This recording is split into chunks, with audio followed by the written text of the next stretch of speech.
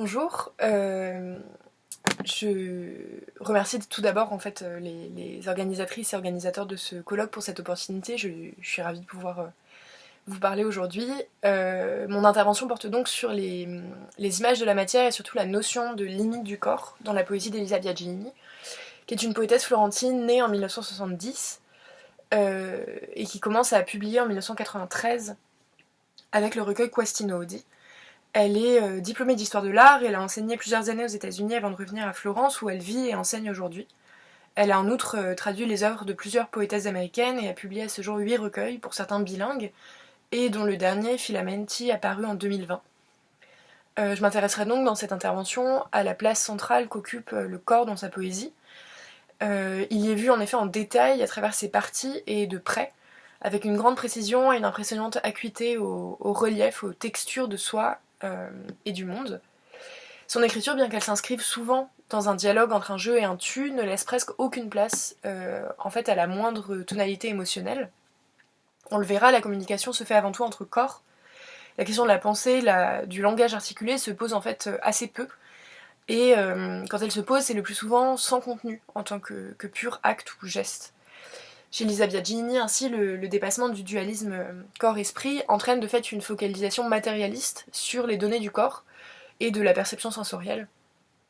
Si la place centrale du corps dans sa poésie ne génère pas dans la critique de condamnation d'ordre moral, ce thème s'étant largement banalisé dans les représentations culturelles, il y a bien dans L'Hospité, donc recueil publié en 2004 et sur lequel je m'appuierai beaucoup, une instance disciplinaire, un discours répressif sur le corps qui s'incarne dans la figure de la grand-mère, ce tu auquel s'adresse le jeu poétique à travers tout le recueil. C'est d'elle que revient, notamment avec l'évocation des règles et du passage à la ménopause, ainsi que du vieillissement progressif, une vision du corps, et en particulier de ce qui est culturellement considéré comme féminin, comme un objet fondamentalement sale, qu'il s'agit de contenir dans ses limites. Ainsi le corps est, je cite, séché, blanchi, ed il corpo è asciugato, sbiancato, lorsque cessent les règles. De même, le passage du temps sur et à travers le corps, indice toujours présent de la mortalité, donne lieu à des tentatives de dissimulation. Ogni lavaggio è come un affogamento, un allontanare il segno più visibile di morte, di perdita di olio dal motore. Chaque nettoyage est comme une noyade, un éloignement du signe le plus visible de mort, de perte d'huile du moteur. Cette perte d'huile suggère en fait donc un épanchement du corps, signe avant-coureur d'une mort apparemment comprise comme le moment où l'intérieur n'est plus empêché de se disperser à l'extérieur, où en somme tout perd la place qui lui était attribuée et se dissout. Et ce sentiment de la place des choses dans le corps et dans le monde, de leur juste place ou de leur déplacement, de leur fuite, suppose en fait une ligne ou une paroi qui délimite intérieur et extérieur. On peut donc envisager une sorte de système de pôles intérieur-extérieur qui organise la chair autour d'une surface dont la porosité variable régit un véritable écosystème. Nombreuses ainsi sont les images qui supposent une action, souvent violente et souvent inévitable, de l'extérieur sur le corps, et le plus souvent sur la peau à vif, donc une violence qui fait signe vers un malaise certain. Dans L'Hospité, on peut citer les mains gercées ou écorchées, qui sont des tapisseries, les tue mani spellate sono arazzi. Plus loin, à de longues coupures, il suffit un seul contact, et déjà le sang, basta un solo tocco ed è già sangue. Et si la cause de ces blessures est parfois donnée, donc des feuilles de papier ou des brins d'herbe dans le poème que je viens de citer, elles sont la plupart du temps présentées comme une donnée évidente, un mode inévitable de l'incarnation. Là je cite Da una crepa, donc avant-dernier recueil publié, qui est aussi celui qui a été traduit en français. Resta intatto l'oggetto che ti sfiora, tu t'impigli, ti sfili, inebidisci, t'intacchi di tempo a ogni contatto. Polpastrelli imbevuti di lava. Reste intact, l'objet qui t'effleure, tu t'accroches, t'effiles, te fait des bleus, te meurtrit de temps à chaque toucher, la pulpe des doigts imprégnée de lave. Si c'est ici donc l'objet qui effleure, c'est pourtant le corps qui se dégrade suite à cet effleurement et qui semble d'ailleurs se dégrader de façon répétée et constante, comme s'il était voué à toujours être la victime des relations de contact. Pour le sujet poétique, donc, la conscience très forte de sa propre surface est souvent envisagée en termes de vulnérabilité, dans la mesure où cette surface suppose une disponibilité au monde. Dans Filamenti, donc, on parle de l'entrée du monde dans les pores, l'entrare del mondo nei pori, et donc la possibilité d'être traversé en fait par ce monde et d'être donc blessé par lui. Mais aussi, cette surface entraîne en fait la possibilité du lien et de la communication avec autrui, ou en tout cas on pose la question, mettant en jeu en fait les frontières physiques, psychiques et ontologiques du sujet.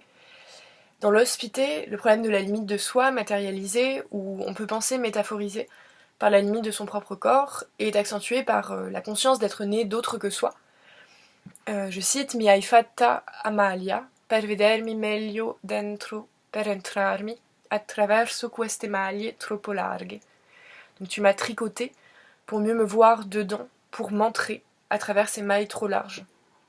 Le corps du sujet est ici créé par une instance extérieure qui s'assure les moyens de le maîtriser, de le garder ouvert et exposé à la vue, le regard devenant donc outil d'effraction, d'empêchement d'une intégrité qui ferait coïncider le sujet et son corps.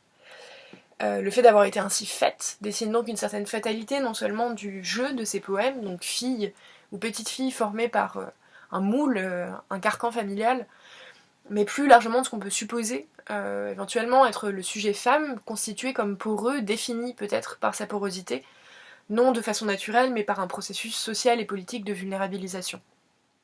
Ces corps, à vif ou ouverts à autrui, suggèrent une pensée de soi et de son propre corps dans laquelle l'organisme, s'il ne dispose pas de carapace imperméable, sera inévitablement agressé. La réponse à ce sentiment de vulnérabilité est ainsi une tentative de protection de soi par la fermeture, le colmatage de toute brèche. L'organisme se transforme alors. On peut citer le cocon dur comme une carapace et pas de fenêtre. Hai il tuo bozzolo duro come schermo e nessuna finestra dans l'hospité. Dans l'hospité également, le regard durci.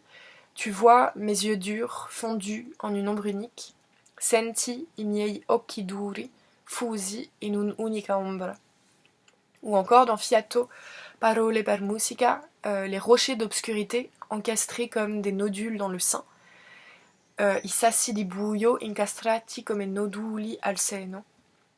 Donc bien que ponctuelles et souvent limitées à une partie précise du corps, ces opérations sous-entendent, à mon avis, la tentation plus large de s'imperméabiliser, de garantir son individualité en devenant impénétrable. Cependant, et de façon paradoxale en fait, quand on considère cette apparente fermeture du corps, c'est un monde de toucher que celui d'Elisa Biagini, bien plus que de vue, puisqu'on l'a constaté, elle est surtout chargée d'une possibilité de contrôle et de répression. Si la relation de toucher concentre le danger de l'extérieur, ce même toucher se retourne par moments comme un gant pour devenir le moyen d'appréhension du monde le plus intuitif, le plus créateur, sinon le plus adéquat. Dans l'Hospité, on lit Toccando si fa mondo, donc en touchant, on fait monde, on fait le monde. Le toucher devient ainsi le moyen de se lier à l'autre, dans un rapport réciproque, puisqu'il est un acte réversible, contrairement à la vue. On ne peut toucher sans être touché en retour. Ou un rapport de recherche de la connaissance. Donc je cite l'Hospité à nouveau. Quando saremo nel buio, testa a testa, e l'acqua che ci compone evaporata, sarà il tatto, la lingua, l'incastro tra i polpastrelli rugosi e i solchi del cervello. Donc quand nous serons dans le noir, tête à tête, et l'eau qui nous compose une fois évaporée, la langue sera le toucher, l'encastrement entre la rugueuse pulpe des doigts et les sillons du cerveau. De même, dans Ta una crepa, on lit Il mio occhio nella tua mano, la tua lingua sul mio orecchio, così ci conosciamo toccandoci.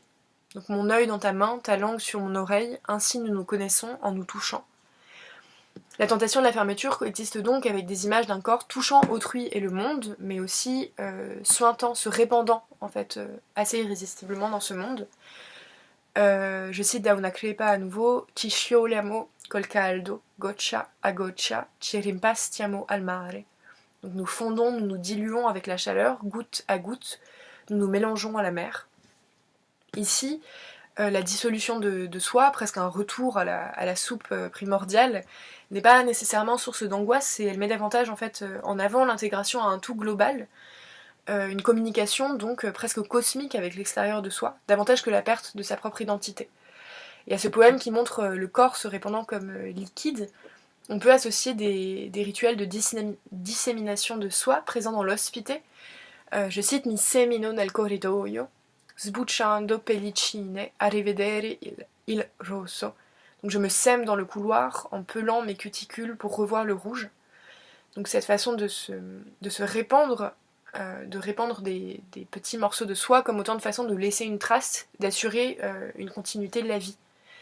En effet, ce qui est de l'ordre du vivant suppose donc une circulation, une interaction et donc une certaine transgression des limites, peut-être inévitable, même si elle doit se payer d'une vulnérabilité accrue, puisque la claustration du corps en lui-même se promeut à être assèchement et flétrissement possible. Se dessine alors chez Elisa Biagini une tension entre d'un côté le désir de maintenir un principe de vie, la vie étant du côté de ce qui sort de ses limites, sointe et se répand dans le monde, contre une discipline mortifère appliquée au corps, et d'un autre côté en fait la peur de se voir du fait de cette porosité exposée à un monde agressif. La porosité et la fluidité des limites sont donc de façon paradoxale des menaces à la fois pour la formation et le maintien d'un ordre répressif qui souhaite fermer le corps, et pour la préservation d'un sujet non aliéné.